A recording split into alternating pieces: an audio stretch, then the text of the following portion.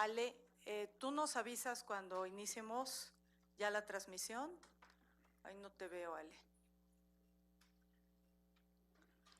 ¿Veo a alguien en cabina? Sí, creo que sí.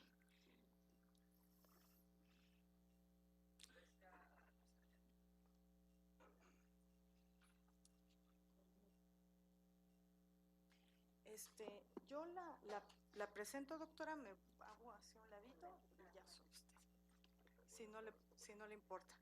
Ya estamos listos, perfecto.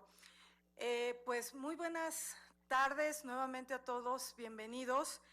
Estamos pues con un evento muy especial en la universidad, entonces a nombre de la Coordinación de Investigación Científica, del Instituto de Ingeniería, queremos darles la bienvenida a este ciclo de conferencias que vamos a tener sobre gestión de la innovación, aprovechando la presencia de los expertos del Comité Técnico de la ISO que están esta semana trabajando con nosotros, terminando la última versión de lo que será la primera norma de sistemas de gestión para la innovación de la ISO. Entonces, pues es un privilegio estar con todos ustedes. Muchas gracias por el favor de su atención. Estaremos transmitiendo este evento, como todos ustedes saben, en vivo por el canal de YouTube. Gracias a la gentileza del Instituto de Ingeniería, como siempre, que nos apoya. Y yo quisiera darle una muy grata bienvenida a la directora, la doctora Rosa María Ramírez Zamora, directora del Instituto de Ingeniería, que nos hace el favor de acompañarnos y de, pues, declarar, ¿no?, este ciclo de conferencias formalmente abierto a nombre del Instituto y a nombre de la Coordinación de Investigación Científica. Doctora, muchas gracias por el favor de su presencia esta tarde con nosotros. Con gusto, para nosotros es un placer en el Instituto de Ingeniería pues ser parte de las sedes que están siendo parte de este gran ciclo de conferencias organizadas. Pues le doy pues un aplauso a la doctora Mónica Gutiérrez, de la Coordinación de la Investigación Científica. Y bueno, el Instituto de Ingeniería pues es una de las entidades de la UNAM que es muy reconocida en la parte de innovación tecnológica, y para nosotros también estamos muy comprometidos con lo que es la gestión, estandarización. Le doy la bienvenida. Please be welcome, Dr. Peter Unger, to this Institute of Engineering. For us it's a pleasure having you here, y también pues tener a todos los expertos de la UNAM y de otras entidades en esta ocasión. Espero que este ciclo de conferencias sea muy exitoso y que logre lo que es uno de los objetivos, pues concientizar de la importancia que tiene este tema para sobre todo lo que es el Tratado de Libre Comercio, que nuestro país pueda, con lo que es Estados Unidos y Canadá, pues conformar mejores, digamos, convenios de colaboración y mejores convenios que van a contribuir para el desarrollo del país.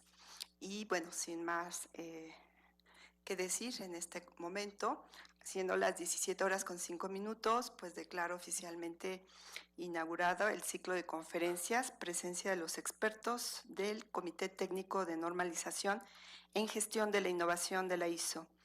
Y pues espero que sea muy exitosa este ciclo de conferencias, y estamos aquí en el Instituto de Ingeniería pues también para colaborar con todas las entidades que están encausadas con este gran objetivo.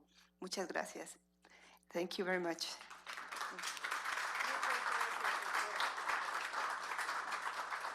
Muchas gracias, doctora, por sus palabras, y muchas gracias también a todo el equipo del Instituto de Ingeniería que nos ha estado apoyando para la realización de este evento. Se los agradecemos mucho porque efectivamente son una de nuestras entidades en el subsistema y en la UNAM más comprometidas con el desarrollo tecnológico, la innovación, la investigación y el desarrollo, ¿no? Muchísimas gracias por acogernos esta semana aquí con ustedes. Y bueno, como todos ustedes saben, estamos de manteles largos como decimos en México, para todos nuestros colegas sudamericanos que están viendo esta transmisión de los organismos de normalización internacional en Sudamérica, les damos la bienvenida también. Y bueno, para inaugurar este ciclo de conferencias estamos de manteles largos porque nos acompaña el doctor Peter Unger. Peter es actualmente director ejecutivo de Equis y presidente emérito de la Asociación Americana para la Acreditación de Laboratorios, A2LA, ya lo iba a decir en inglés, perdón, y ha estado Peter, involucrado en la acreditación desde 1978. Él es una de las personas, junto con la doctora Mercedes Irueste, que tenemos el favor de su presencia el día de hoy. Doctora, bienvenida. Muchas gracias por acompañarnos. Hoy tenemos la fortuna de que dos de las personas responsables de crear todo el sistema de evaluación de la conformidad y normalización en el mundo, ese que usamos actualmente, estén con nosotros. La doctora Irueste y Peter son de las personas que lo crearon. En alguna ocasión nos platicará, espero yo, Mercedes, de cómo idearon todo este esquema, 8 personas, algo así, y yo creo que será muy interesante que todos conozcan esta historia en la universidad. Y bueno, Peter ha estado muy involucrado en este tema desde 1978, fue presidente de A2LA desde 1996, también tiene, mucha experiencia en gestión de laboratorios, acreditación de laboratorios en el NIST, que todos lo conocemos. Ha servido también como chair de INLAC, la Cooperación Internacional de Laboratorios. Es autor de muchos papers sobre acreditación, tiene una participación muy activa en el establecimiento de normas ISO. Particularmente nosotros lo conocemos y los hemos invitado varias veces en su calidad de experto en ISO casco, de las normas que utilizamos muchos de nosotros. La 17025 es una norma en la cual él ha participado constantemente. También, actualmente da consultoría para organismos de acreditación y tiene una licenciatura en Ingeniería de Sistemas en la Universidad de Princeton y una maestría en Gestión ambiental en la Universidad George Washington. Y bueno, como comentaba yo, es un gran amigo de la coordinación y lo tenemos esta tarde con nosotros gracias al apoyo y al patrocinio de Mexicana de Acreditación. Muchísimas gracias, ingeniero Zavala, por su apoyo y por ayudarnos. Sabemos que Peter es uno de los asesores de MAC y le agradecemos mucho que trabajando con ustedes pueda estar también el día de hoy con nosotros en esta conferencia. So, Peter, thank you very much for accepting to be with us. It is a real honor and pleasure to have you here in the university again, and please feel welcome. Thank you.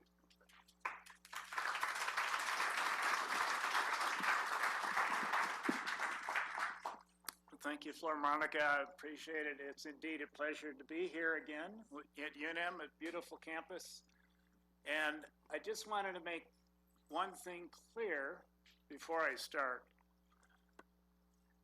The previous slide showed that I was a doctor. Okay. I am not a doctor.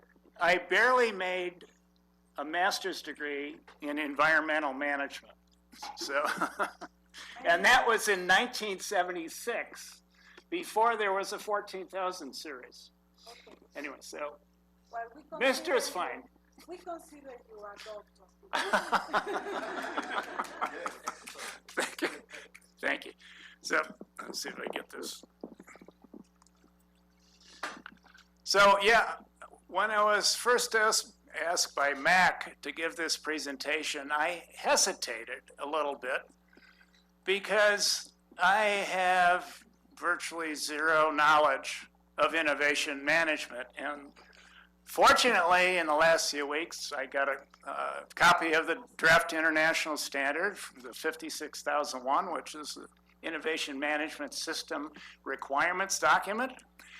And I thought, well, okay, I'll try to tackle it. I think I know something about accreditation and where it might drive or support the 56001 organization that needs accredited conformity assessment, support decisions that are made by any organization, frankly, to make sure products, processes are made properly and decisions about quality, environmental impact, safety are indeed made. How did that change? What I like to do is start with definitions for those of you who might not be familiar with accreditation.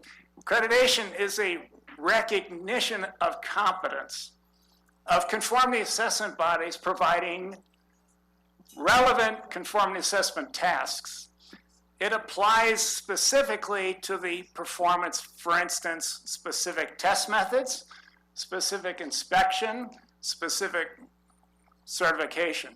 So if somebody is accredited to 17,025, for instance, for testing laboratory, they're only accredited for those test methods or calibration procedures that they have been deemed competent to perform. That is distinct from certification. And a lot of people use that term interchangeably. We see that quite often in the United States, and I'm aware of it also happening internationally in other countries. ISO has made an effort to define the terms, and my presentation on these terms is based on the ISO 17000 document on terminology. The distinction between accreditation and certification should not be interchanged. Accreditation is providing an assurance of competence, provide you confidence that you're going to get quality conformity assessment results. Certification, on the other hand, is something, I'll get to the next slide here. Let's see. Is this the controller? How did I control? Or else I tapped the, oh, I didn't do that right. Yeah.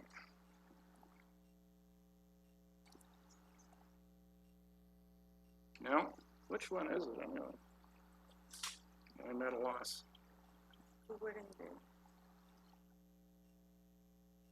No, that didn't work.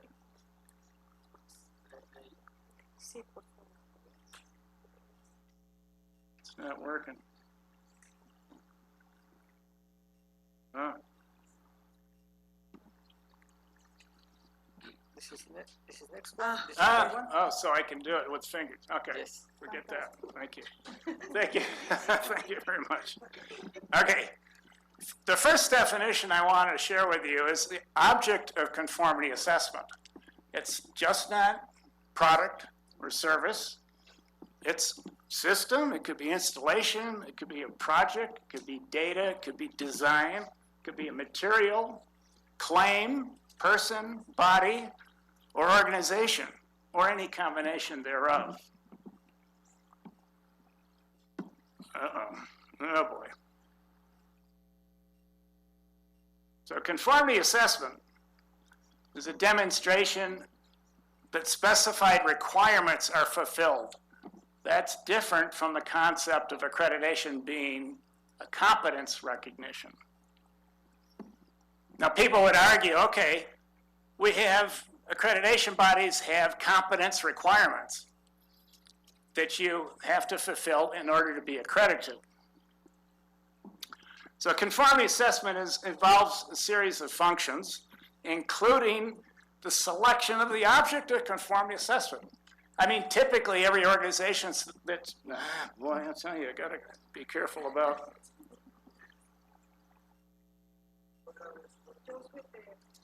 I gotta stop touching the screen.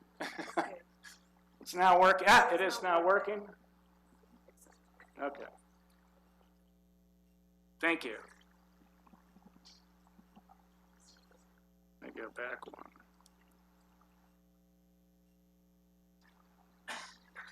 Yeah, I think I was right here, right? Okay. So the types of conformity assessment, typically testing and measuring, obviously, is a conformity assessment. Calibration, inspection, certification in all its forms, and validation and verification. The 5 major areas, types of conformity assessment.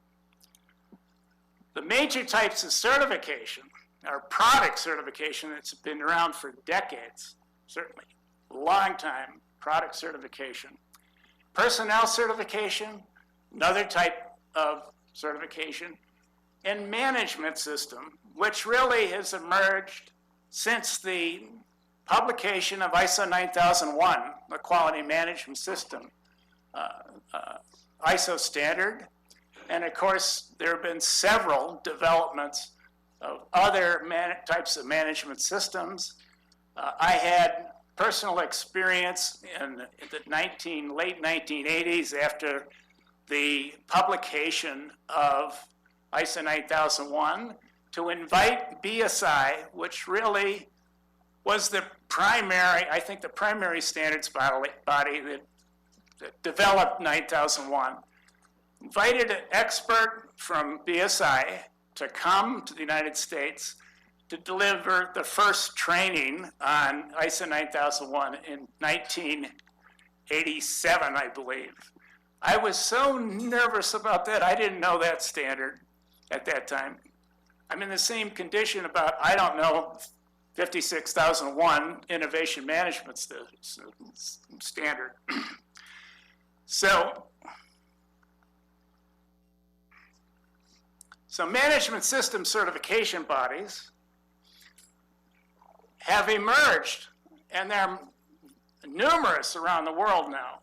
The ISO 9000 and quality management system, environmental management system 14000, and there are several others that have been developed that are provided as certification criteria, basically.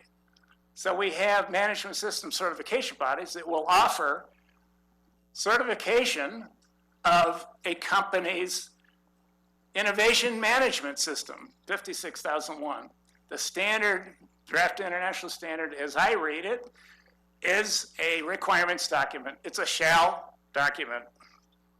And these management system certification bodies are subject to being accredited by accreditation bodies that hopefully conform to 17011, which is the standard for accreditation bodies that provide accreditation of conformity assessment bodies. So conformity assessment, backing up, demonstration that specified requirements are fulfilled. A series of functions that include the selection of the object of conformity, determining the determination of conformity, the review of the results of the conformity, the decision made, and attestation that the results are appropriate for whatever decision has to be made with regard to the result. The next slide, which I may have difficulty reading, is from Annex A of 17,000, which is the terminology standard for conformity assessment.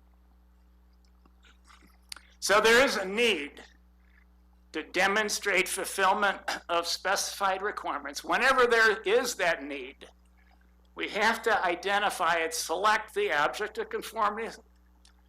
We have to provide the appropriate conformity assessment technique. we have to determine whether or not the information of fulfillment of specified requirements is actually made. Review those results and make a yes or no decision, if you will, about whether the product, process, or the object of conformity assessment actually meets the requirements. So, how am I going to, I'm trying to figure out how should I address accreditation and its driver, its support of 56,001 organizations. What I did, I said, okay, I look at the requirements, the language of the standard, to see what points in the standard identify appropriate objects of conformity assessment where testing or inspection would apply. The first section that I said is most directly relevant is the performance evaluation section. The monitoring, measurement, analysis, and evaluation. I have italicized the text. This is not italicized in the standard, but I italicized it to highlight, to me, that's indication where we need a conformity assessment. We need to do an evaluation. What's the conformity assessment that we need to do the evaluation, to do the measurement, to do the monitoring? We're monitoring a process of production. We use measurement to do that. We had to make sure our measurements are done competently. We have to make sure the measurement devices are properly calibrated. The second section, the relevant innovation management principles. I pulled that out, the number 6 principle, managing uncertainty. Uncertainty and risks are evaluated and leveraged and then managed by learning from systematic experimentation. Experimentation generally involves a conformity assessment, involves testing, may involve inspection. So that is something that I say that's directly relevant to the 56,001 and conformity assessment applying to that particular principle of experimentation. Also, number 8, systems approach. It's one of my favorite subjects, systems approach. As I wrote my thesis in college in 1972 on the systems approach for the design and planning of new communities, which I cherished learning about systems before there was even system management standards. So the standard says innovation management based on system approach with interrelated and interacting elements and regular performance evaluation. Again, it's a repeat of the performance evaluation section. From ISO, this 5601 again, the general section, 0301, validation of concepts. How do you validate? Validation is in effect, is a type of conformity assessment. And evaluation of performance, again, is a type of conformity assessment. And then point 032, managing uncertainty and risk. And 5.4, innovative culture, exploration and experimentation. Again, experimentation implies that you're going to do a conformity assessment process to determine whether, to acquire new knowledge, basically. And the balance of assumption-based and evidence-based analysis and decision-making. Obviously, evidence-based analysis. How's the evidence produced? it's produced by a conformity assessment largely, whether it's tested, inspected, certified, validated, verified.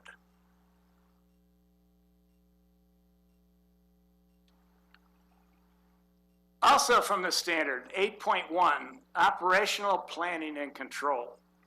Implementing control of the innovation initiatives.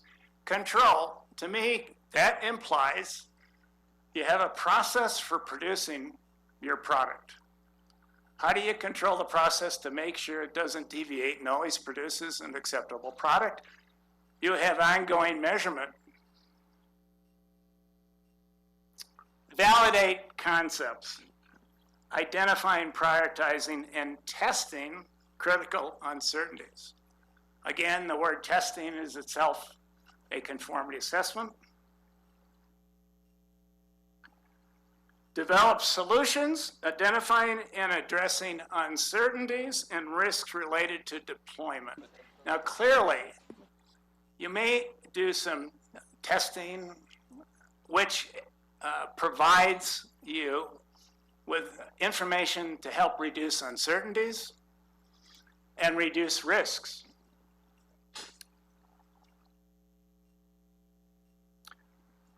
Now, who decides that accreditation bodies are actually competent to provide accreditation of competent conformity assessment bodies? The international systems that have been set up since the 1980s is IAF, the International Accreditation Forum, and the International Laboratory Accreditation Cooperation.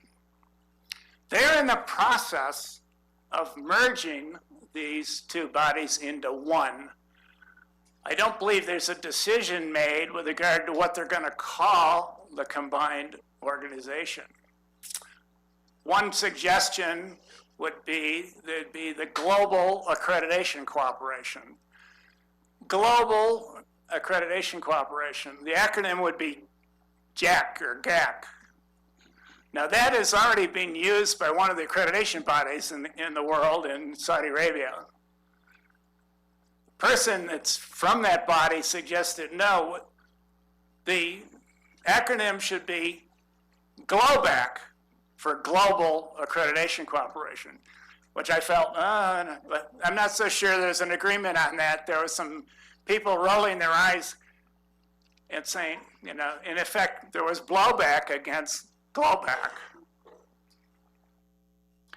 Now, IF is responsible for recognizing accreditation bodies that provide accreditation of certification bodies for product certification, person certification, management system certification. Clearly, that's their major efforts.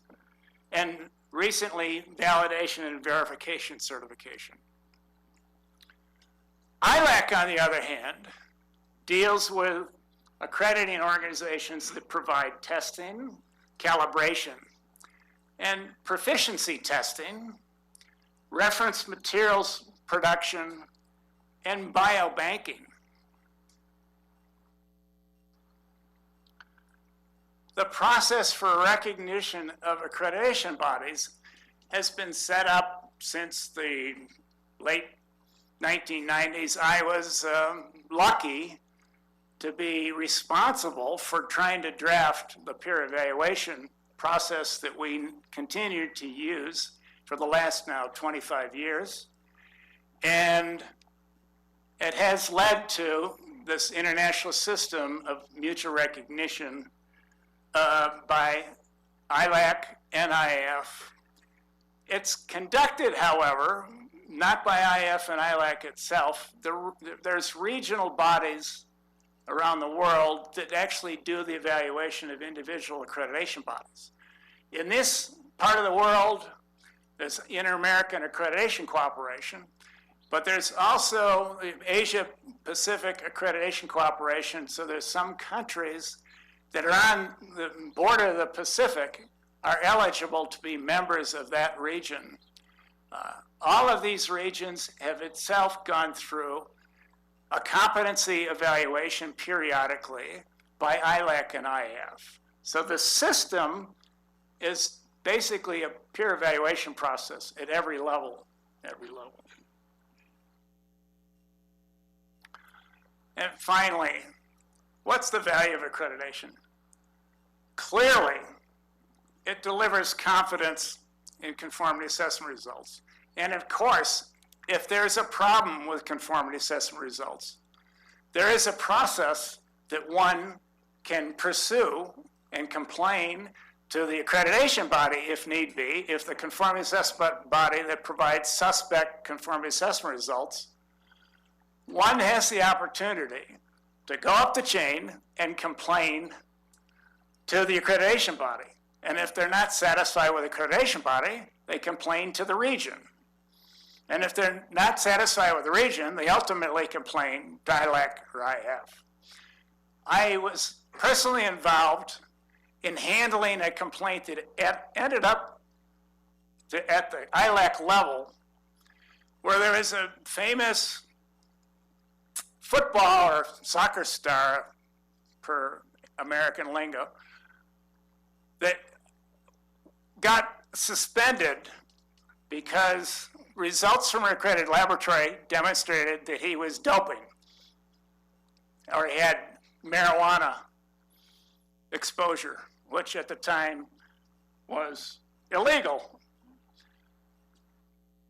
The soccer player hired a lawyer, challenged the laboratory results, claimed that he picked up the remnants of the marijuana visiting perhaps a bar in Amsterdam, I think it was. He continued the complaint to the accreditation body. Once satisfied with the accreditation body, went to EA, European Cooperation Accreditation. Ultimately ended up in ILAC's lap. And we had to do an investigation of every level of that. There are other examples. We had a case in the United States where a U.S. Olympic biker was found to be taking an illegal steroid that had been off the market for decades. It was in the black market, if you will. That biker, of course, was losing her livelihood by this finding that threw her out of the Olympics for life. It happened to be an A2LA accredited laboratory that determined that she had the metabolites that were indicative of taking this illegal steroid. The biker sued us. Biker sued the laboratory, sued A2LA. She said there's no way that the laboratory could have ever found this particular result. They couldn't be competent to do it. And by the way, A2LA could never have determined that the lab was competent to provide the result. Or to say that, yeah, it was competent, and they, fortunately, the judge threw it out of court because our assessor was able to demonstrate from the notes that the assessor took on this particular metabolite and their ability to determine it, and the metabolite was indicative of this illegal steroid. So this is the kind of thing where we provide confidence as accreditation bodies. We have, in effect, supervisory authority at each level. ILAC IF supervises the regions supervise individual accreditation bodies supervise the conformity assessment bodies. We make the second claim. It reduces risk. If you pick an accredited conformity assessment body to do your work, you are doing a due process, you're selecting an organization that's likely to give you good results. Theoretically, your insurance companies, many insurance companies, provide liability insurance discounts if you use accredited conformity assessment bodies. It also supports supply chains. A2LA in the 1980s, when we were really getting off the ground, got support from General Motors, at the time the world's #1 automotive manufacturer. They decided, rather than doing all these audits of their supply chain, including the testing laboratories that provide results to their suppliers, who in turn provide the results to General Motors, it eliminated their need by saying the labs have to be accredited by such and such a date. They eliminated the need for themselves to check out whether the labs are competent, because actually they didn't have the resources to actually hire a bunch of experts to do the assessments so they relied on A2LA accreditation. And later, they've recognized other accreditation bodies that are internationally recognized that really reduced the cost of their second-party auditing and supported confidence in their supply chains that they're getting appropriate product and test data. The original reason why ILAC and IF were established were to facilitate trade, to reduce technical barriers to trade, to eliminate the need for doing retesting, reinspection at the point of import. So that's one of the other reasons. Maybe it doesn't relate to the innovation management process, but that is one of the other values of accreditation.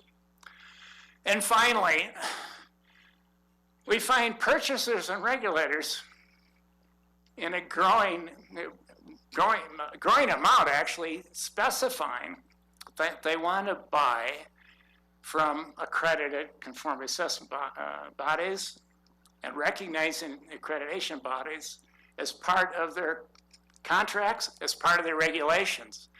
We have had some success in the United States to get regulators to use the ILAC and NIF, frankly, accreditations for food testing,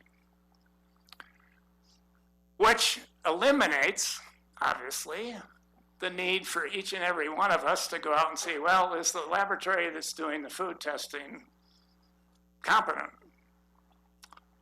So that's another part. It's a useful tool for regulators, rather than the regulators having to provide a cadre of inspectors, auditors, going out and doing it for themselves. With that, there's some information with regard to MAC. MAC is an emerging accreditation body in Mexico. I'm sure you're hopefully well aware. And they're doing very good work from my perspective. I was glad to be able to investigate and audit their system and find that they are making great progress. With that, again, these are contact information. If there's any questions, I'm more than happy to entertain it. Unfortunately, I am hopeless with regard to Spanish. I can say buenas tardes, and I can say gracias, but not much else. And thank you for your attention.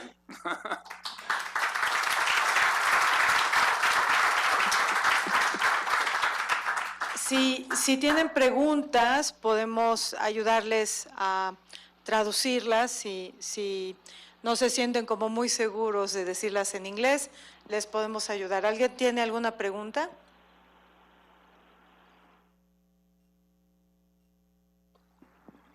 Thank you very much. It was a very interesting talk.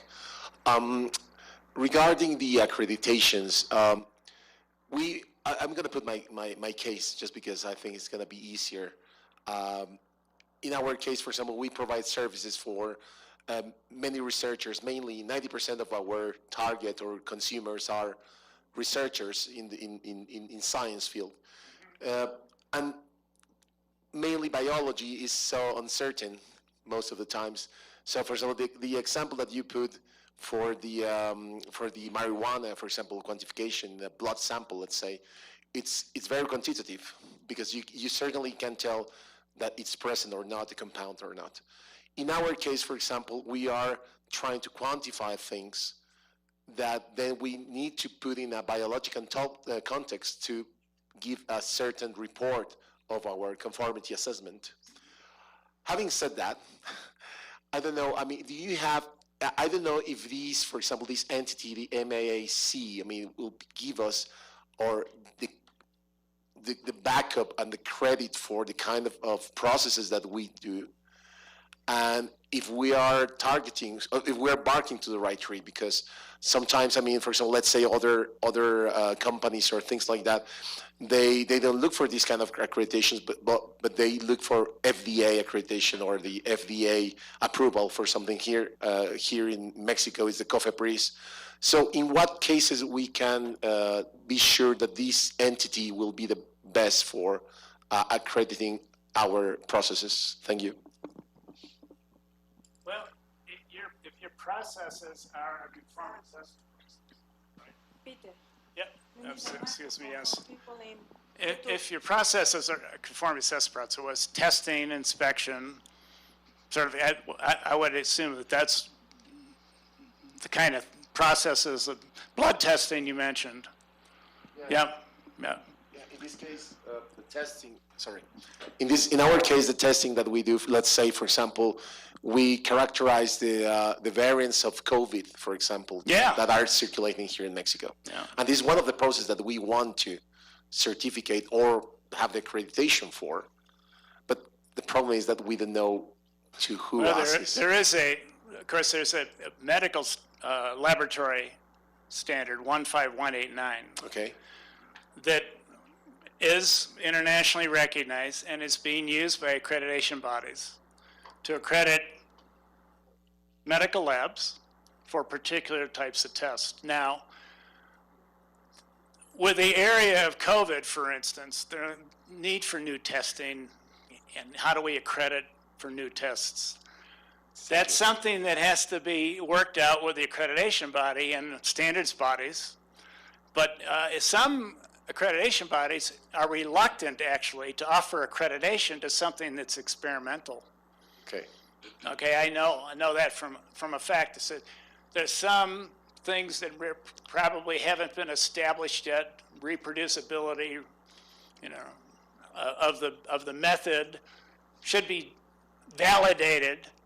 In fact, the standard 17025 and 15189 requires that the laboratory validate and verify their method before you can get accredited for it. Exactly. So if it's not validated, not verified, it can't be accredited.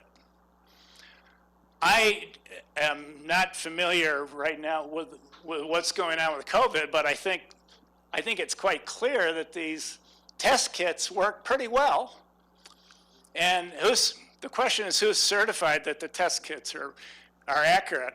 But that's the thing, I mean, we go beyond the testing because what we do is to detect the mutations that can occur, I mean, mainly today or tomorrow.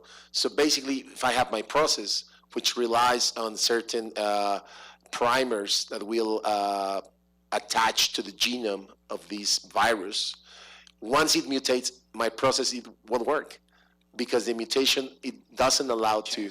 Yeah. And then it's really hard for us to get the certificates, but we offer the service, but we don't have the accreditation for, because it varies a lot and we cannot control the mutation of the virus. And the people want to have the most actualized method, but we cannot tell when this is going to happen, when the virus is going to mutate. Keep working. I understand that's a big challenge. I having personally had COVID twice, you know, the first variant, and then a second variant, I stupidly went on a plane from Anaheim to Houston, Houston to Washington last July without a mask. Not too bright, frankly. I should have had a mask. I got sick, but I got sick totally differently from the others. The other one, it was very strange. But boy, you're right. The challenge you have when there's a mutation, and whether or not the test that is testing for the previous mutation is actually working, is an ongoing battle. And how do you validate that? How do you verify that? That's my question. How do you get samples of virus to do the testing to validate it? Yeah. How do you got to get people sick in order to find out whether the test works? No, hopefully not. But that's a big challenge for you, right? Now, there are some accreditation bodies that will offer a flexible scope, which means you're competent to actually develop tests for COVID. Maybe not specifically a particular test. In other words, you have the flexibility of your own validation process to develop new tests and have it automatically recognized by the accreditation body.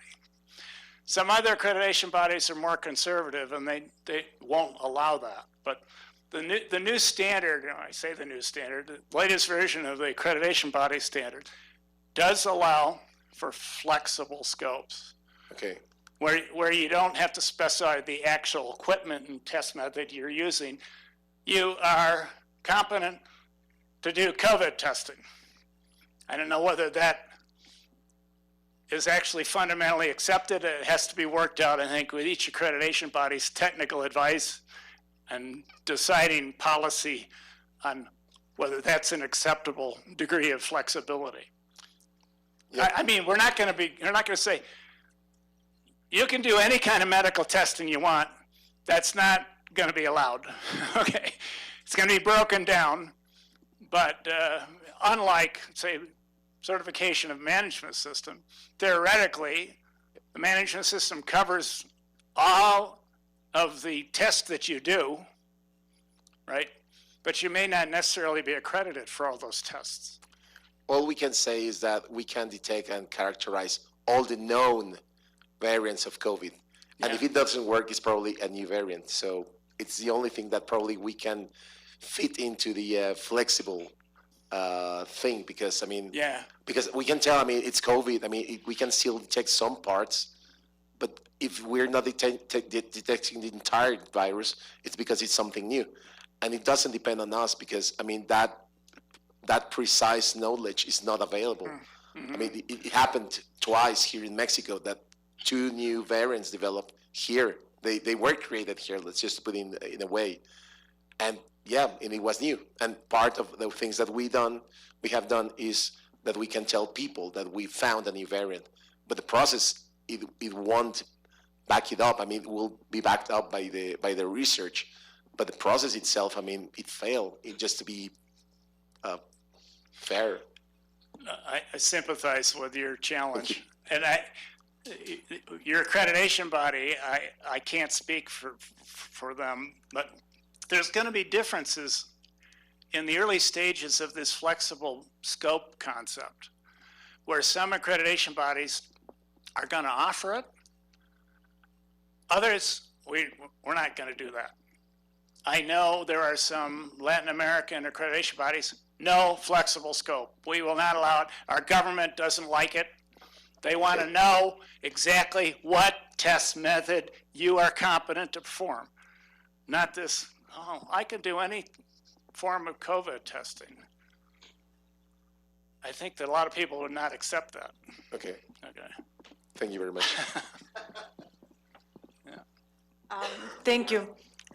Dejamos que la conversación siguiera porque este es un tema muy interesante que además ustedes preguntan mucho siempre en la universidad, esta parte de los laboratorios de investigación que están haciendo ciencia en frontera y que no hacen métodos estandarizados y que no es fácil, ¿no?, que acepten los esquemas de acreditación, y Peter nos platicó sobre estos esquemas flexibles que tienen algunos, ¿no? Aquí está la directora de Mexicana Acreditación. Bienvenida, Rosario. Tal vez podamos posteriormente platicar con ella y ver si desarrollan el esquema. MAC puede desarrollar un esquema de acreditación flexible para nuestros laboratorios de investigación, como el de ustedes y como hay varios más. Y hay otro camino también. Peter, maybe there is another way also, which is self-declaration of conformity, no? Which is Which committee?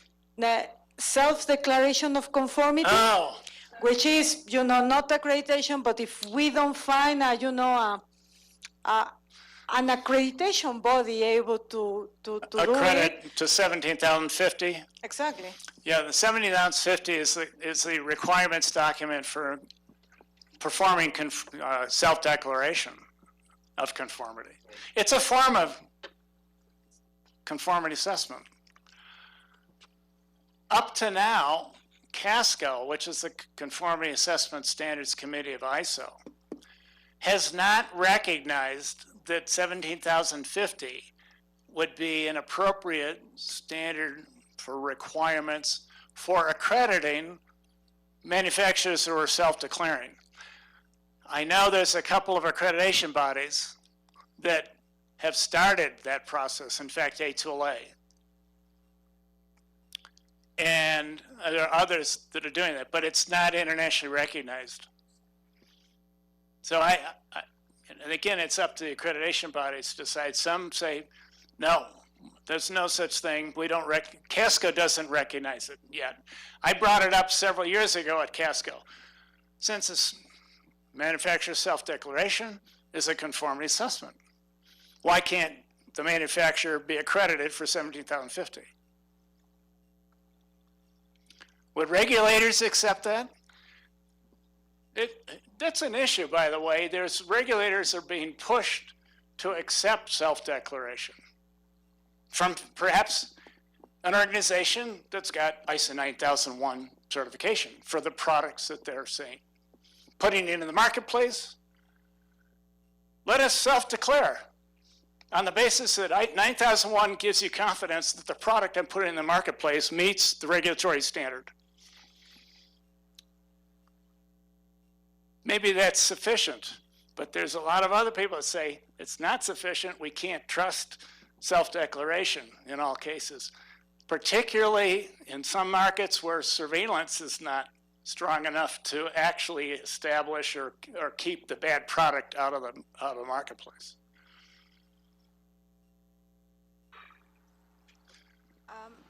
Tenemos tiempo para una pregunta rápida más. ¿Alguien tiene otra pregunta? Okay. Ay, lo pasan, chicas, por favor.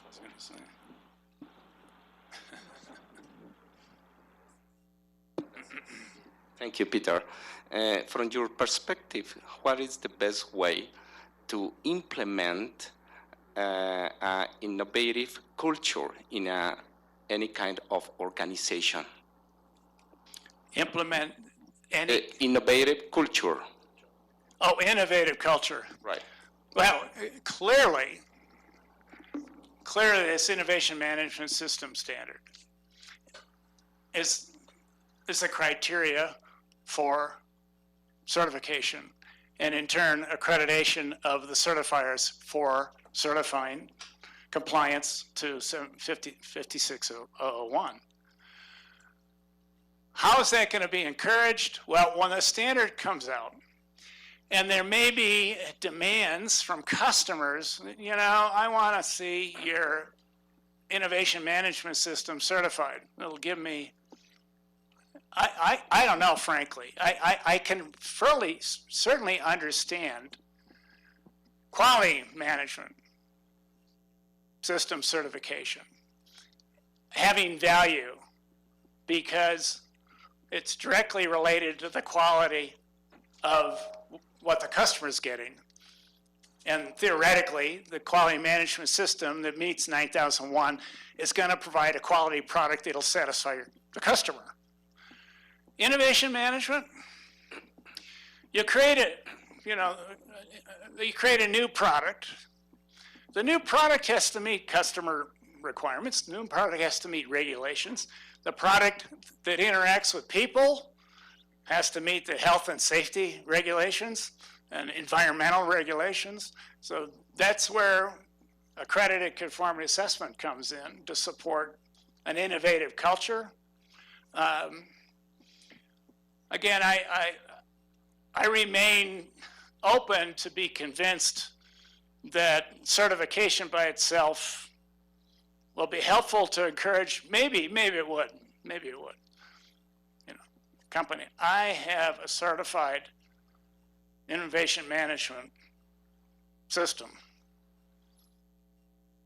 Once that becomes actually a part of what companies will market to their clients, maybe it'll take off. I don't know. The folks that are chairs of 5601, Peter and Andrew, who chairs the... Andrew Stanto. Yes. Both, I talked to them this morning, and they're convinced that there's a need, there will be value for companies to get certified. That's why they're writing it as a requirements document, shalls.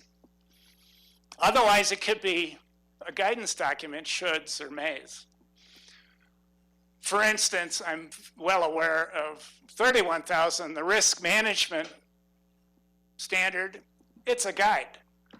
That committee deliberately decided that we don't want to make another requirements document, a management system standard for risk. What we're encouraging is develop the guidance that you integrate into your existing management system, rather than making a separate set of requirements. So, yeah. If I were on the committee of innovation management, I might argue that, but that's... So, but nevertheless, if the demand is there for a requirements document, fine. It could very well help to accelerate the commitment to innovation by companies. I want to share verbally my experience. I used to be a quality auditor for Dell Computer in Texas, and they implemented a model, business processes for improvement. But the way that they create a culture, innovative culture, was based on incentives too, because everybody in the company has the chance to create a new project. No ideas. It is valid or not, the company support financially too, and they get some incomes too. And that's the way that people were motivated to. You got a point. That companies who develop new products grow. That many products have a life cycle. They grow and grow, and then they fade. So companies need to continue to innovate in order to keep growing and keep that, keep relevant, sustain themselves. Yeah. Clearly. It's interesting. My perspective, I've been involved in accreditation forever and a day. We have to play by rules. Innovation doesn't come to mind if you, it's like, I want to run a test, but I have a better way of doing the test. Excuse me, I need to have the results done strictly to the test as specified. You can't deviate from the test. Yeah. Similar accreditation bodies can't deviate from the rules of doing assessments and accreditation. Yeah. So this concept of innovating accreditation, being an innovative organization, we'd have to go through the standards process to make changes to allow for innovation. For instance, I'm just talking about flexible scopes. That's something that wasn't in the previous standard.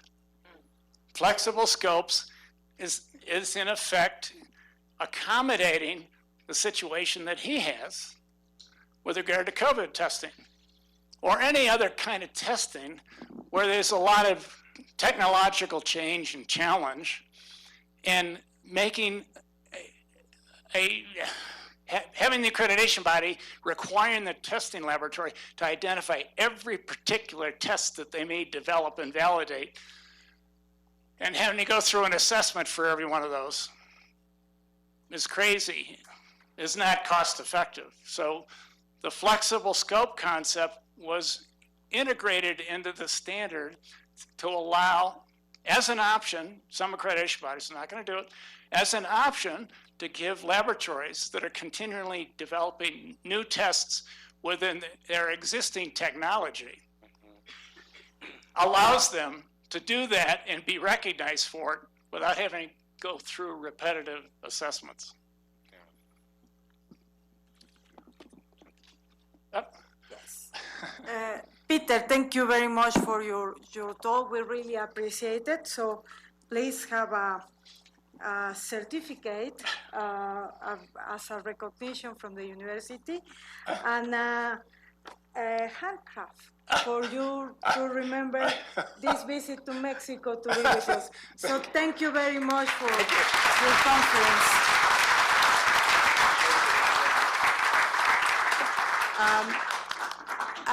We are just going to make a pause of 2 minutes to change the presentation. And the next, I think I don't even need to do that.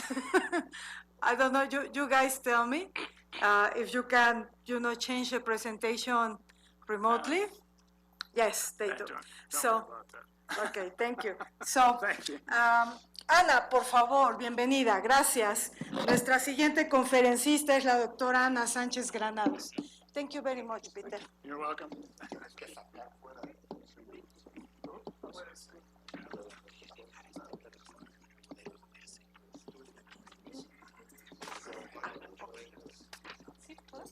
Sí, por supuesto. Nada más te presento.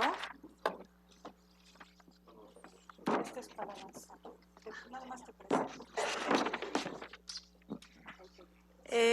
Como les comentaba, esta semana estamos verdaderamente de manteles largos porque tenemos la presencia de los expertos del Comité de la ISO de Innovación y la doctora Ana Sánchez Granados es uno de ellos.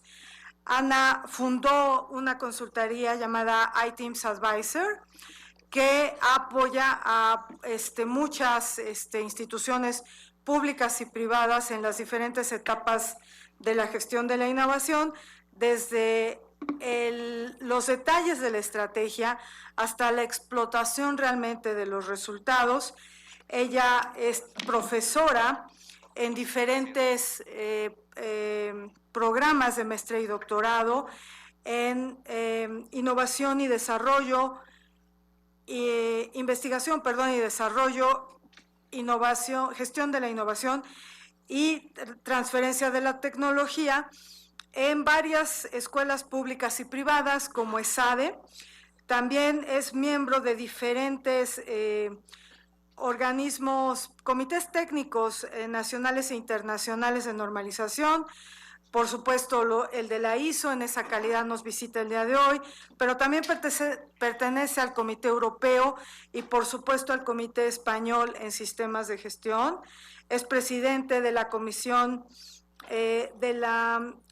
Comisión Digital en el Fomento de Tribal y vicepresidente en Telecos. Es miembro de diferentes se me fue la palabra, boards, consejos directivos, uno en la Universidad Politécnica de Cataluña, otro en el Fomento Trebal y en algunos otros consejos, todos relacionados con temas de investigación y desarrollo. Y cuando platiqué con ella y la invité a este ciclo de conferencias, nos propuso un tema que es muy interesante para nosotros que estamos en la universidad, y es cómo pasar de la ciencia a los negocios y cuáles son esos factores claves de éxito para todos ustedes que están haciendo investigación y desarrollo y buscan precisamente que esta investigación y que están realizando detonen innovaciones que sean utilizadas por la sociedad. Entonces, una conferencia muy interesante. Por favor, démosle la bienvenida a la doctora Ana Sánchez Granados.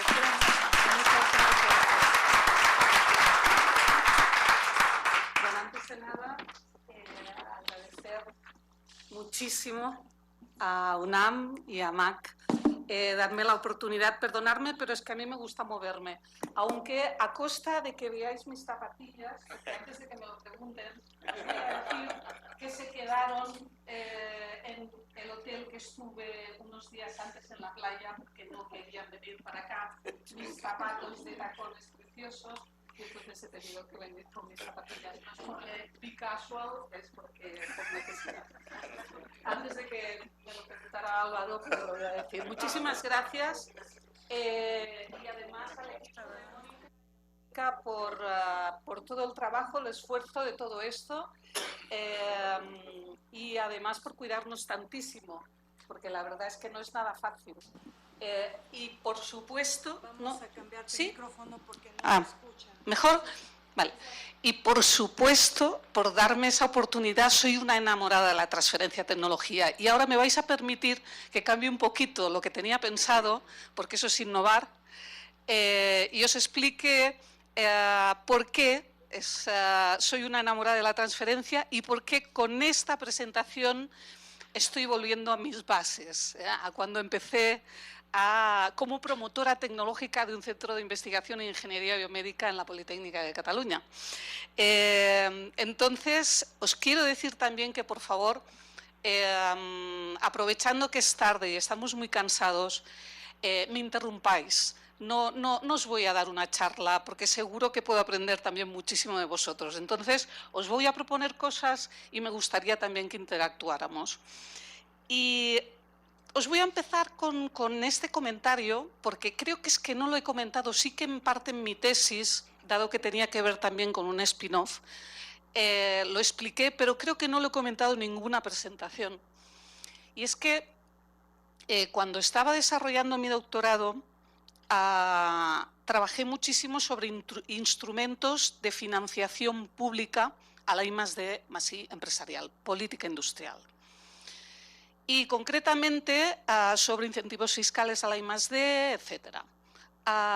En ese entretanto, los consejos sociales de la Universidad Politécnica de Cataluña y de la Politécnica de Madrid identificaron una necesidad en el mercado, y era que este instrumento de financiación indirecto, como eran los incentivos fiscales, tenía un problema muy grave de aplicación en el mercado. Las empresas no sabían distinguir técnicamente si su proyecto era de investigación, era de desarrollo, era de innovación, y lo que ocurría es que venían los inspectores que no tenían conocimiento técnico y acababan decidiendo que habían utilizado mal, habían dejado de pagar a Hacienda ciertos dineros que debían pagar. Entonces nosotros desarrollamos una estructura de certificación no acreditada en ese momento, porque no existía la acreditación.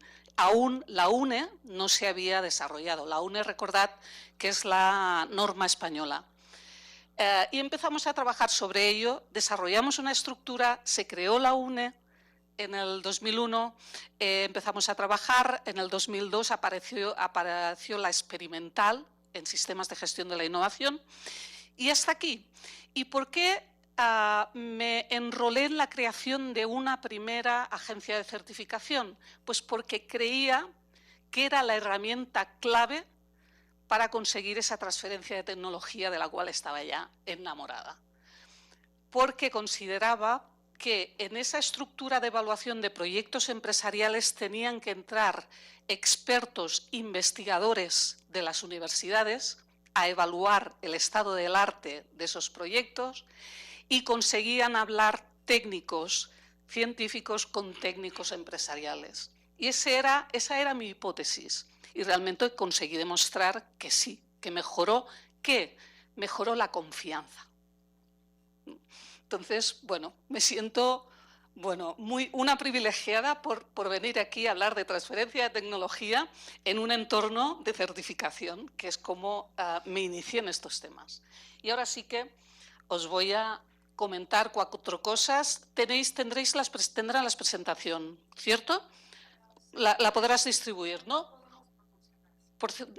Pues genial, porque así no pasaré por algunas de las tendréis ahí para vuestra consulta y en cualquier caso a mi mail para hacerme las preguntas que queráis.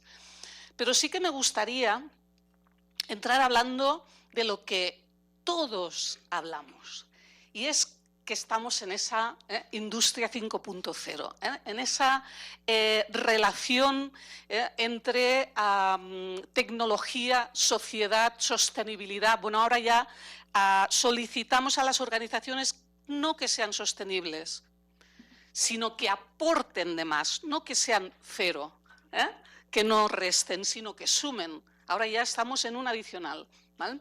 Y toda esa relación con la persona en el centro. Y por tanto tenemos un reto, y es ese reto de la innovación que además de crear también destruye, y hay que gestionarlo muy claramente. En el caso de las organizaciones, ya no solo privadas, porque es que las públicas también tenemos esa obsolescencia y cada vez más, ¿no? Tenemos que evaluar y ver cómo conseguimos que esa diferencia competitiva, que en muchos casos se apoya en la tecnología y cada vez más, sea más sostenible en el tiempo. Por tanto, ese ciclo de vida se ha reducido. Y además tenemos, me he dejado siempre, llevo colgado aquí mi mini ordenador, pero tenemos un hándicap y es que hablábamos siempre de la ley de Moore, pero es que ahora es la ley de Moore al cuadrado, no, a la n. Porque esto de aquí, no sé si lo habéis visto alguien, habéis tenido la oportunidad de ir a ver el supercomputador en la iglesia, sí, es el Dios, ¿no? Bueno, esto lo vamos a tener, dentro de nada lo vamos a tener en nuestros bolsillos. O sea, que es una cosa, es increíble, me encanta. Es cierto que tiene ciertas externalidades negativas que tenemos que gestionar, pero es una pasada. Y además se incluye el hecho de que las tecnologías antes se trabajaban por separado, pero ahora unas se superponen a las otras, se multiplican entre ellas. Es otro tema que nos ayuda a esa exponencial. Pero luego hay otro tema, y es que realmente se está invirtiendo muchísimo en I+D, pero posiblemente en unos pocos. Tenemos que ir con mucho cuidado, tenemos que apoyar esa I+D y esa innovación, porque sin una parte comercializadora que nos permita que esos resultados de investigación lleguen al mercado, esa I+D que hacemos no llega a la sociedad, no es un beneficio por la sociedad. Entonces, tenemos que ir con mucho cuidado. Y en nuestro caso trabajamos sobre el tema. En el caso de España, desarrollamos un trabajo justo después de la pandemia asociado a la soberanía tecnológica, la autonomía tecnológica. ¿Por qué? Pues porque realmente nos dimos cuenta que estábamos en manos de unos pocos. Y eso también tenéis que reflexionarlo. Habían temas básicos que no controlábamos. Eso un país no se lo puede permitir. Tiene que identificar cuáles son sus tecnologías clave, críticas, y a cuáles puede tener acceso. No podemos ser buenos en todo, pero crear esos convenios, esas agendas diplomáticas para las cuales unas las generarás y otras tendrás acceso a. Por eso es tan importantísimo el apoyo y el aporte de la universidad y los centros de investigación. ¿Y qué ha pasado en algunos casos? Pues que nos encontramos con algunos entornos pues que realmente traspasamos o los hacíamos llamar como de low-tech y se han convertido en high-tech. pues muy bien, bravo por ellos, pero por ello nosotros tenemos que estar alerta. Y simplemente os lo pongo aquí, pero no voy a entrar por si os interesa en algún momento, dos organizaciones, FEI, que es el Foro de Empresas Innovadoras de Madrid, y INDI, que es una iniciativa también en la que participo, creamos un documento que se llama de soberanía tecnológica y damos una serie de consejos. No voy a pasar por ellos, pero si os interesa, siempre pensando en Clave España, por lo tanto lo tenéis que trasladar a vuestro territorio, y también hablando de Europa. ¿Y qué más cosas os quería comentar? Bueno, pues básicamente se habla muchísimo sobre el tema de ecosistemas. O sea, no descubrimos la sopa de ajo. Ecosistemas, las cadenas globales de provisión, la colaboración público-privada, que nos ha demostrado la pandemia, que somos capaces entre todos de hacer posible lo imposible. Pero nos tenemos que ver a punto de morir. ¿Por qué no lo hacemos de forma continua? ¿Por qué no creamos proyectos en cuarta hélice, donde corresponsabilicemos a cada uno por su parte? Esos son los proyectos que funcionan. Esos son los proyectos que llegan rápido al mercado y llegan rápido a la sociedad. Y, por supuesto, hay quien hace dinero. Me parece muy bien. También lo arriesgó en su momento. ¿De acuerdo? Entonces, ahí, en eso, ya muchas veces ya no se habla de transferencia de tecnología, sino de colaboración. Se traslada muchísimo. El tema de los recursos humanos, a mí no me gusta la palabra recursos humanos, pero se utiliza. Porque, como decimos en Innovación, is all about people. Todo empieza, se desarrolla y acaban personas, ¿no? Entonces, bueno. Y un tema muy, muy importante y sobre el que tenemos que reflexionar también muchísimo, y es que para obtener esta autonomía, esta soberanía tecnológica, la sociedad debe estar formada. Sin una sociedad formada no vamos a llegar nunca a esa autonomía. Por tanto, desarrollar herramientas para que vaya cayendo, vaya integrándose ese conocimiento al resto de la sociedad es básico. Bueno, ahí tenéis un montón de recomendaciones, no voy a entrar, pero se basa en eso. Nosotros trabajamos concretamente sobre dos temas, uno el tema de la microelectrónica y otro el tema de las tecnologías sanitarias. Básicamente, en el tema de medicina, seguro que habéis oído hablar de la medicina 4P, ¿no? Participativa, personalizada, preventiva y... me falta uno. Preventiva y... predictiva, no. Ahora no me sale la última P. Pero bueno, si googleáis os salen. Bien, bueno, y dimos una serie de recomendaciones. Si os interesa también entrar, ahora estamos acabando también un documento que vamos a presentar al Ministerio de Industria, que tiene que ver con propuestas de política de innovación. Todo eso está de libre acceso. Aquí tampoco voy a entrar, simplemente también hacer mención de que no es fácil para una organización identificar en qué situaciones es necesario o creen necesario la colaboración con las universidades. Entonces, por un lado, nos podemos plantear esa innovas o solo mejoras. Esta es una transparencia que le he robado a mi amigo Xavier Ferrás, porque realmente la diferenciación por precio, o sea, estamos perdidos. Con una diferenciación por precio estamos perdidos. Entonces, ¿a qué tenemos que ir? Aquí os puse también de un artículo de Xavier. Os puse el ejemplo de los 4 océanos. Todos conocemos el océano rojo, ¿no? Las mejoras, ese ejemplo que habíamos puesto. Todo el mundo conocemos el blue, el azul. ¿De dónde proviene el azul? ¿Cómo sacamos esas...? Innovación. Sí, pero ¿Qué tipo de innovación? Disruptiva. Innovación disruptiva. ¿Y de dónde viene la innovación disruptiva? Tecnología y personas. Sobre todo de este cuadrante que se le llama el White Ocean. Bueno, le llama Xavier.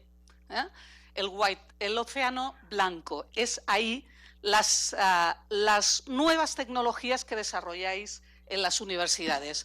Y por último también habla del Gold Innovation, que tiene que ver pues con más que ver con temas de transformación digital, de plataformas de uso de la tecnología digital. ¿Para qué? Sobre todo para apoyar ¿sí? Las mejoras. ¿Sí? Es que me parecía interesante porque fijaos que con todo funciona el marcador, con todo y que la tecnología, la innovación disruptiva está aquí, que alimenta, creo que os he puesto una transparencia, ¿vale? Que alimenta los océanos azules y, por tanto, tenemos que hacer esfuerzos importantes, tanto desde la empresa privada como desde las organizaciones públicas, para que esto suceda. Sin una colaboración esto no sucede. Luego, sí que es cierto que también se puede aportar desde este punto de vista en ciertas mejoras. Pero vaya, lo que realmente es sexy, es conseguir océanos azules, y podemos hacerlo. Y tenemos muchísimo conocimiento, muchísimo. ¿Pero qué nos falta?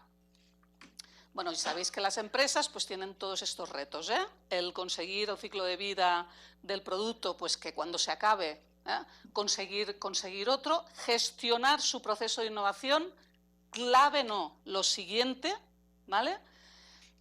Y por último, y en vista a lo que os he comentado antes, recordemos que una organización, una empresa, tiene que convivir con esa bicefalia que es, le llaman la organización ambidiestra, no sé si habéis oído hablar de ello, ¿no? Por un lado, la explotación de lo que da dinero, de ese producto que está en el mercado y que da dinero y te ayuda a pagar los sueldos, y a toda la parte operativa, con esa exploración, con esas posibles futuras innovaciones apoyadas en tecnologías emergentes. Eso no es fácil, pero hay que hacerlo, ¿vale? Y estabas haciendo bueno, ¿no te ha dado tiempo? Alguien quería hacer una foto, que lo he visto. ¿Te ha dado tiempo? ¿Sí? Vale. Y por supuesto, all about collaboration. Los ecosistemas son unas herramientas muy importantes, ¿vale? Ahora se habla mucho de los hubs. No, perdonad. Un hub, sabemos todos lo que es, ¿no? Pues que no confundamos conceptos, ¿vale? Es donde vienen, un hub. Y os propongo que siempre intentéis apoyar como expertos externos o si tenéis relación con otras organizaciones o empresas, las comisiones abiertas de innovación. Esas comisiones de innovación donde hay, recordemos, todas las partes interesadas dentro de la empresa, ¿vale? Pero además hay que ir introduciendo conocimiento externo. Esos consejeros externos. ¿Qué más cosas os querían decir? Y por supuesto, para todo esto, la gestión sistemática de la innovación, que no voy a entrar porque esto ya lo sabemos, y estamos basándonos en Technology Push. Tenemos nuestro proceso de innovación que tenemos que gestionar, que podemos ayudar a gestionar, porque el proceso de innovación en global, desde que aparece una nueva tecnología hasta que llega o se detecta una oportunidad, hasta que es un éxito en el mercado, recordemos, la innovación no es aquello, he creado una nueva tecnología, la pongo en un producto, qué producto más bonito, pero no lo compra ni Dios. Ahí no hemos innovado. Es un fracaso. Luego a lo mejor conseguimos porque el mercado no estaba maduro. Pero ojo, ahí volvemos a otra cosa. Para que el mercado esté maduro, ¿qué tiene que hacer una organización, una empresa, sobre una nueva tecnología o un nuevo producto? ¿Qué tiene que hacer? Difundirla, comunicar, no solo difundirla, sino formar incluso al futuro cliente. ¿Vale? ¿Y por qué os explico todo esto? Y, bueno, pero vamos a ver, ¿esto qué tiene que ver con la transferencia? Porque uno de los retos es que todos conozcamos cuál es la cadena de valor de la innovación y que conozcamos sus partes bonitas, pero también sus enormes retos y riesgos y costes. Porque muchas veces, y os lo digo yo, que he estado también de esa parte, muchas veces creemos que con solo crear la tecnología y ponerla a disposición de la empresa que la va a explotar, ya está todo hecho.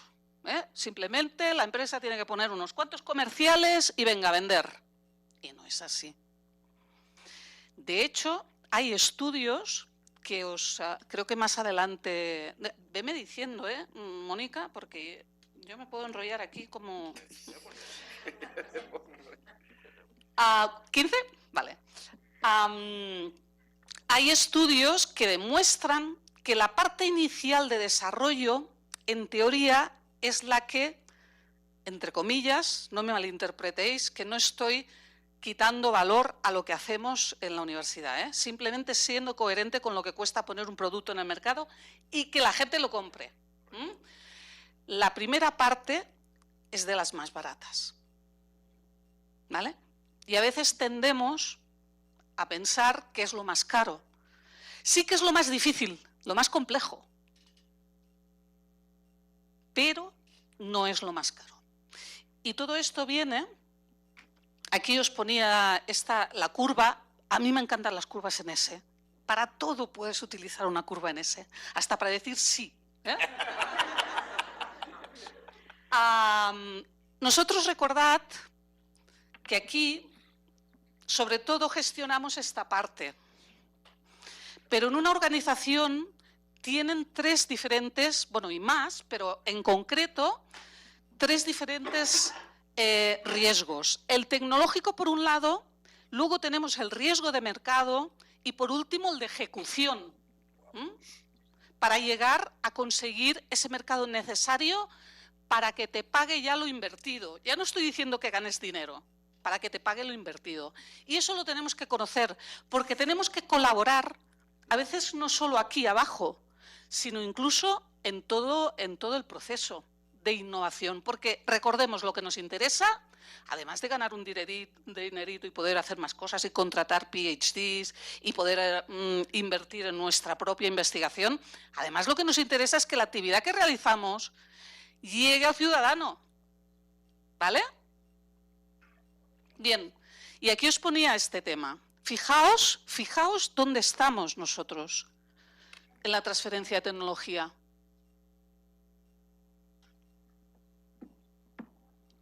Fijaos. El Valle de la Muerte se lo come la empresa, ¿vale? Y todo el resto, ¿vale? Entonces, yo creo que nosotros, conociendo ese proceso de innovación, ya os digo, no solo quiere decir que podamos entender más los costes, los riesgos y los tiempos, porque podemos estar ahora desarrollando una tecnología y si tardamos mucho, ya ha habido otros que nos han adelantado. Los tiempos, la gestión de tiempos es básica también, ¿vale? ¿Y qué más os quería comentar aquí? Fijaos, y por cierto, tenemos una ISO para los TRLs. Tenemos una ISO. Recordad que estos TRLs provenían ¿de qué? De la NASA, ¿no? ¿Y de qué? ¿De la NASA? Espacial. Estaban asociados a espacio y armamento. Y estamos todos contentísimos, los europeos los primeros, en coger estos TRLs y decir, bueno, es que con todo esto tenemos solucionada la inversión, o sea, el gap europeo, la paradoja europea la tenemos solucionada. No, perdón. ¿Dónde se quedan los TRLs? Todavía no, todavía ni han llegado al mercado. Se quedan en el riesgo one. No nos funciona esto. Hay un artículo muy bueno que lo podéis... ¿Qué os quiero decir con esto? Que incluso a nivel de policy tenemos mucho que hacer. Porque si lo que queremos es que lleguen al final los productos, no los puedes dejar en el TRL, que sí, que a nivel comercial ya a lo mejor has puesto algo, pero todavía el éxito no está garantizado. Entonces, incluso estamos invirtiendo un montón de dinero que no sabemos si al final, dinero público, si va a llegar a pues ser un poco más consciente, involucra a otras organizaciones, busca otros tipos de financiación, si a nivel público el dinero público es restringido, lógicamente, pero consigue que ese producto o que ese proyecto pueda tener una reducción del riesgo, de todos los riesgos que son más caros. Y aquí demuestran en uno de estos artículos el coste de todo el resto que se va multiplicando por 10. ¿Vale? Sí. Lo que decías, sí. O sea, ¿hasta qué punto como investigador o universitario tienes un compromiso de llegar a un TRL 9? Sí. Perdón, lo que te preguntaba es que finalmente uno, como ponías, ¿no?, en la parte de transferencia de tecnología que justo está antes del Valle de la Muerte, ¿no? O sea, ¿qué compromisos tenemos nosotros como creadores, no innovadores, sino como inventores, creadores de tecnología, de llegar a un TRL 9 o llegar a un TRL demasiado alto, siendo que tú misma nos dices que son cosas o riesgos compartidos que podríamos tener con la empresa, ¿no? Pero se ha manejado un estándar y casi en cualquier institución y fondeadora, al menos aquí en México, si no estás en TRL 7 para arriba, no te dan dinero, ¿no?, para continuar la investigación, ¿no? Claro, es que el problema es ese, que viendo los riesgos adicionales que hay, es muy difícil encontrar a alguien que te meta, a no ser eso, que seáis un poco colaboradores, más que transfiráis la tecnología y ya está. Mira, yo te la doy y tú te espabilas. O sea, es por eso el crear esa confianza y decir, yo te voy a acompañar. ¿Vale? Las instituciones públicas también tienen que acompañar y vamos a incluso compartir un poco el riesgo, porque si a ti te sale bien y tú lo gestionas bien también y estás involucrado en todo el proceso, tú puedes tener unos royalties al final que te permitan... Yo creo en el compartir el riesgo. ¿Eh? El estar comprometido, pues como decimos, ¿no?, como el cerdo en el bocadillo de jamón. La gallina con la tortilla, el compromiso es como que pim pam, ¿no? Entonces, claro, esto hay que repensarlo y hay que meter dinero público, ¿vale?, para TRLs superiores. Venga, y voy a ir acabando ya. Entonces, es simplemente eso, que tenemos que ver ahí donde... Perdón, no sé qué he hecho. ¿Me he ido al final? O al principio. Sí, pero ahora no funciona. ¿No va? No. A ver si me puedes ayudar tú. Por fin, por 10.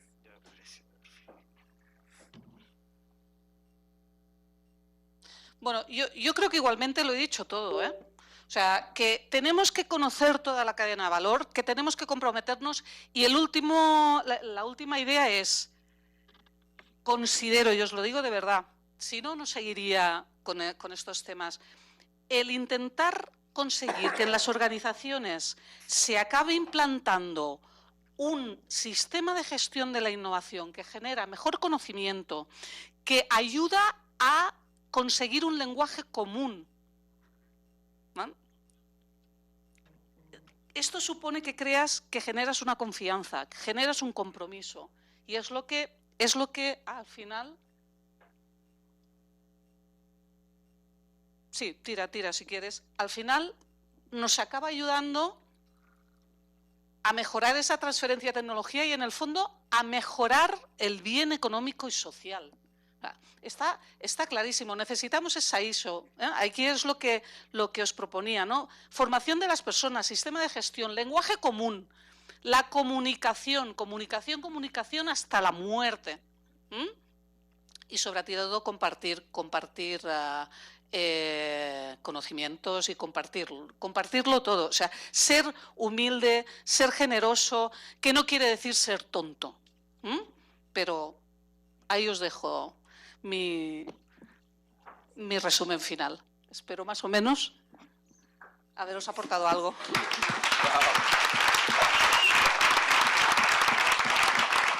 Ok, tenemos una pregunta del doctor Sámano.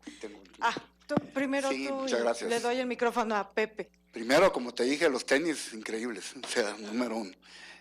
Segundo, yo creo que me encantó este tema de soberanía tecnológica porque ahora he estado con varias universidades en Latinoamérica ayudándolos a implementar sistemas de gestión de innovación y el principal problema es el enfoque de lo que ellos vean como investigación y desarrollo, ¿verdad?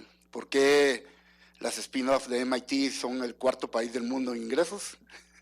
Si lo pusiéramos comparativo, porque trabajan cooperativamente de la mano con las empresas. Entonces, esos niveles de madurez que tú ves son compartidos. Y como le llamamos en la 56.002 y 1, buscamos activos de conocimiento. O sea, yo busco un activo de conocimiento. Cuando yo hago un ecosistema, lo que yo ando buscando es qué conocimiento no tengo y dónde traigo ese activo. Entonces, y ese es el problema. El problema que yo he encontrado son los directivos de las universidades.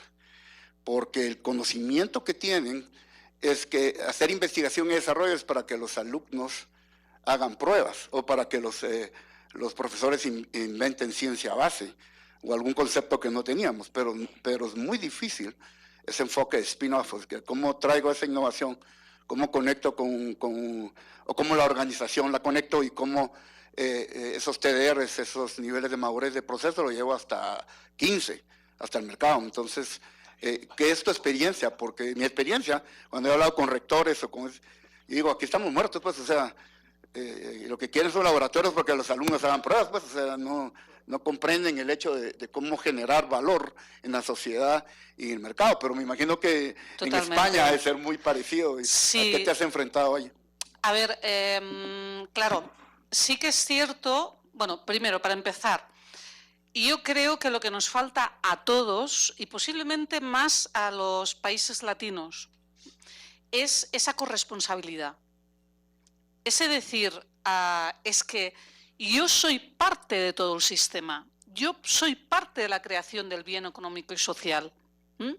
Claro, si partes de que tienes que aportar y te lo reconocen, porque luego lo comentábamos antes, no recuerdo con quién, todo el tema de la meritocracia, o sea, todo el tema de incentivos. Si un investigador solo tiene incentivo por los artículos, mal vamos. O sea, al final las personas nos movemos por incentivos, que pueden ser económicos, que pueden ser de reconocimiento, que pueden ser de lo que sea, pero nos movemos por incentivos.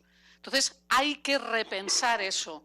En el Consejo Social de la UPC, yo tengo el privilegio de poder participar, sí que estamos desarrollando algunos mecanismos adicionales para poder reconocer, ¿vale?, esas actividades de apoyo a la transferencia de tecnología. Pero recordemos otra cosa también. No todos los investigadores tienen por qué ser emprendedores. O sea, también quitémonos. O sea, unos valen para una cosa, otros valen para... Yo valgo para una cosa, pero no para otra. O sea, yo no podía haber hecho nunca derecho. Lo siento, soy una negada. ¿Vale? Me explico. Tenemos que ser más conscientes y generar una planificación y decir, bueno, ¿quién es más bueno a nivel de academia? Pues le damos más horas de clase. ¿Quién es más bueno a nivel de investigación? ¿O quién es más bueno a nivel de transferencia? A nivel y le apetece crear un spin-off. Entonces, hay que buscar las fórmulas para esa diversidad, porque recordemos, la innovación es personas diversas. Y en la universidad necesitamos eso también, ¿vale? Pero, por supuesto, reconocimiento.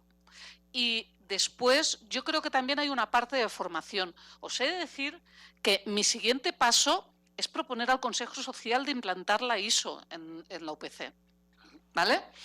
Ya cuando realicé mi doctorado ya hice una serie de recomendaciones que creo que nadie leyó.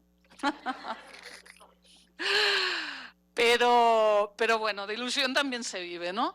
Pero sí que creo, de verdad, que además estos sistemas de gestión te ayudan a formar a la gente, porque debes hacerlo.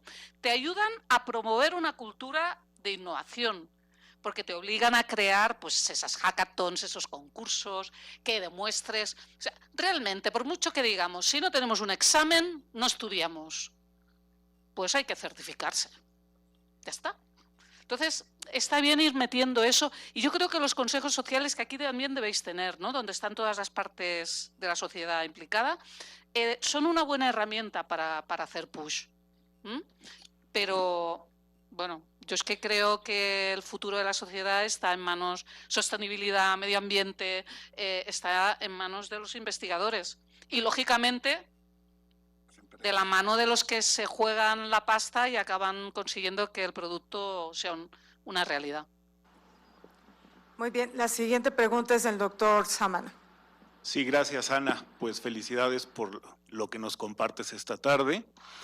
Y bueno, nada más para compartir con mis colegas universitarios el que pues saber que en la universidad tenemos los lineamientos generales sobre transferencia de tecnología y de conocimiento, que son justamente la guía que ayuda a entender y a comprender y poner en práctica todos estos conceptos. Están disponibles a partir de marzo del 2019, ¿no? Entonces, son un instrumento muy práctico, sobre todo para orientar en la comprensión de estos temas. Y bueno, a manera de reto, creo que están explícitos lo que se expone en la ISO 56002, ¿no? Ahora, el reto de la universidad, considero que tendremos que dialogar acerca de cómo se armoniza los requisitos de la próxima 56001 hacia estos lineamientos de transferencia de tecnología. Esto es porque, pues, voluntades tenemos muchas, pero necesitamos desarrollar o revisar esos marcos normativos y regulatorios dentro de la universidad que permiten y favorecen que prosperen estos sistemas de trabajo.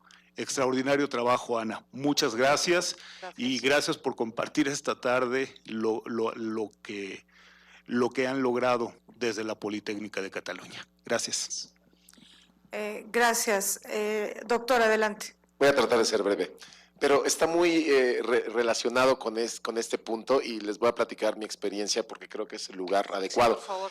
Entiendo que estos lineamientos que salieron en el 2019, que de hecho fueron un gran avance para destrabar justo el problema que había de conflicto de intereses, porque justo no teníamos, por ejemplo, los investigadores como creadores, ese derecho, por ejemplo, de formar parte de spin-off. Hasta la fecha, por ejemplo, yo no puedo ser el gerente general de una spin-off si yo soy el creador y formo parte de investigación. Aquí digo, eso no me dejarán mentir, ¿eh? O sea, y entonces creo que sería un buen momento porque creo que existe la normatividad, pero como dicen, hay que armonizarla y hay que ponerla en la práctica con las autoridades de cada una de las instituciones o digamos, dependencias de nuestra universidad. Caso, por ejemplo, yo para formar parte de esta empresa me tardé 2 años en que me autorizara el consejo interno de poder comercializar esto. Hablábamos de tiempos. Exactamente. Y obviamente, ahora peor con la pandemia, pues rápidamente ya tenemos una empresa creada, tenemos un licenciamiento. La UNAM también es a veces demasiado voraz en cuanto a los porcentajes de regalías que quiere. Entonces, o sea, otra vez te vuelven a atar de manos porque tienes un producto. 90-10. Exacto, que justo no puedes vender porque no puedes ni siquiera iniciar y levantar un negocio con una regalía tan fuerte. Y ninguna empresa te va a ¿cómo se llama? Te va a apoyar, ¿no? Claro. Y la experiencia que hemos tenido, ¿no? Hemos buscado inversionistas ángeles. La tecnología, una biotecnología que tenemos es bacterias que pueden resolver un derrame petrolero. pero justo para llegar a esa escala, pues necesitamos llegar a TRLs más grandes, donde pueden ser pruebas más allá de 20,000 litros de agua o sedimentos, pero pues para eso necesitamos una inversión que la universidad no aporta y que CONACYT ya no aporta hoy en día, ¿no? Y eso las empresas que hemos tocado puertas pues dicen, sí, se escucha muy bien, pero casi lo ven como un problema, una solución a un problema que no existe, porque tampoco hay voluntad de los hidrocarburos dejarlos de usar. Y justo, pues no, o sea, cómo llegar a ese punto. Dice, bueno, cuando tengas tu primer producto vendido en mano, me llamas, ¿no? Dijo, chin, o sea, sí, incluso con personas de aquí del Instituto de Ingeniería hicimos colaboraciones para poder hacer drones marinos que fueran dosificando esas bacterias a lo largo de todo el océano, de la Mancha, ¿no? Y pues no, o sea, no tuvimos financiamiento de CONACYT porque no les pareció el TRL suficientemente desarrollado. Y pues bueno, ya con eso dejo, porque si no voy a quedar como la persona de los casos difíciles. Pero espero que sea un poco el reflejo de lo que vivimos ya en la práctica. Y hay otros detalles también, ¿no? Y ojalá en este foro justo de innovación, esta gestión de la innovación también nos dé pauta justo a desarrollar nuevas tecnologías, pero de una manera eficiente, porque actualmente no es posible. A ver, está claro que cuando estamos en TRLs tan bajos estamos en un fallo de mercado. Entonces, ahí está totalmente justificada la ayuda pública. Sin ayuda pública es muy complicado, A no ser que eso, tú directamente, porque tú puedes transferir a una empresa, con todo y que estés, porque si la tecnología es tan compleja, yo creo que para garantizar el éxito tienes que seguir un poco echando una mano en todo el proceso de innovación, ¿eh? Pero la otra es, como bien dices, crear una empresa. Lo que ocurre es que a lo mejor tienes que identificar, digo a lo mejor, que no conozco muy bien y no quiero ser, seguro que te has matado ahí a buscar soluciones, pero identificar a lo mejor el target, el sector, porque a lo mejor la misma tecnología te puede servir para solucionar otro tema, ¿vale? De los objetivos de desarrollo sostenible, ¿vale? Y identificar, aunque no esté bien orientado por lo que tú habías pensado, puedes identificar que solucione otra necesidad y conseguir ese budget, esa financiación para realmente lanzar la originaria. Sí, de hecho estamos en eso. Creo que nos tuvimos que bajar a crear, por ejemplo, aquí, no sé en España si se maneja el concepto de la fosa séptica. ¿La cómo? Fosa séptica. Ah, sí. O sea, porque justo en muchos lugares no hay drenaje. Claro, entonces, vimos en muchos sitios. Pero entonces, eso es genial. Pero justo, o sea, ahorita estamos tratando de hacer esos consorcios bacterianos para poder, pues bueno, mantener la materia orgánica baja en las fosas sépticas. Pero el problema es que también a mucha gente, el 90% de las personas que tienen fosa séptica no lo saben aquí en México. Ya. Y no la mantienen. Entonces, pero me quedo con la idea esto de crear. Sí, y dentro del mapa de stakeholders, sobre todo si tienes identificadas todas las partes interesadas y desinteresadas, es muy importante. No, sí, claro. Partes interesadas en que te vaya bien o en que te vaya mal. Claro. ¿Mal? De ahí puedes sacar esas alianzas estratégicas que en algún caso son más fáciles de identificar. Gracias. Pues genial. Oye, si necesitas algo, encantada. No, de verdad, estaremos en contacto. Muchas gracias. Gracias. Muchas gracias.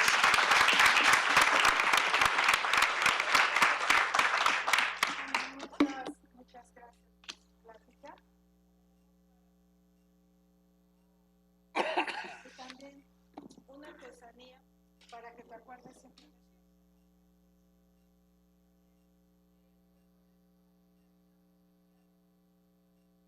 Dos conferencias.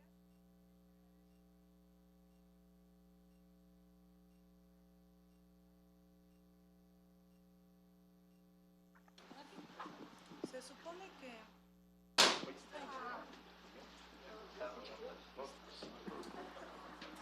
Muchas gracias. Lo volvemos a decir entonces, pues muchísimas gracias a todos por el favor de su atención y su presencia. Un gusto volver a verlos a todos y que estemos reunidos, como dice el doctor Sama, ¿no? discutiendo estos temas, tenemos que ver de esa reglamentación que tuvimos antes de la pandemia, ¿no? Qué está funcionando, qué está no, y qué no lo está, y tener estas conversaciones, y estos foros precisamente nos ayudan a tener esta conversación y obviamente a mejorar. Entonces, pues muchísimas gracias, gracias a nuestros dos panelistas, a la doctora Ana Sánchez Granados y a Peter por estar el día de hoy con nosotros, y a nuestros invitados especiales también muchas gracias. Nos vemos el día de mañana en este mismo ciclo, no se lo vayan a perder. Están nuestros colegas de Estados Unidos y de Guatemala que nos van a dar una plática sobre casos ya de éxito en Centroamérica, de innovación que ellos han estado desarrollando. Y después tenemos al convenor de la ISO 56001, a Peter Unger, dándonos una plática. Yo creo que va a ser la primera plática que se dé ya de los que van a ser casi los conceptos y la estructura final de la 56001. Entonces, no se la vayan a perder, aquí los esperamos. Muchísimas gracias. Gracias al Instituto de Ingeniería, a todos los colegas de TI, gracias por el apoyo y nos vemos aquí el día de mañana.